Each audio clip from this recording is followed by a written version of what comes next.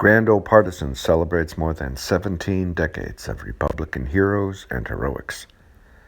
Today I denounce Democrat devilry. April 27, 1874, Louisiana Democrats created a terrorist organization called the White League, also called the White Man's League.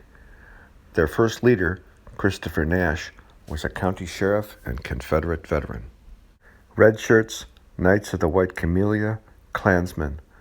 They shared its white supremacist ideology.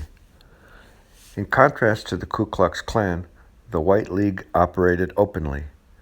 They held rallies and publicly vowed to, quote, teach the blacks to beware of further insolence in an earnest effort to reestablish a white man's government in the city and the state.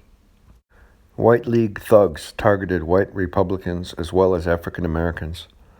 Murder victims included 6 GOP officials and a teenage African American teacher.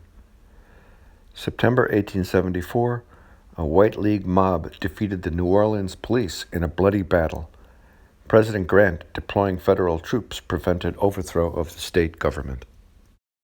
Page 100 of Back to Basics for the Republican Party explains that such terrorist groups faded after Democrats, having won control of southern state governments, crushed their opponents overtly. In Louisiana, for example, the White League became the state militia. Back to Basics for the Republican Party is my civil rights history of the GOP. To quote the book, the more we Republicans know about the history of our party, the more the Democrats will worry about the future of theirs. For more information, see grandoldpartisan.com.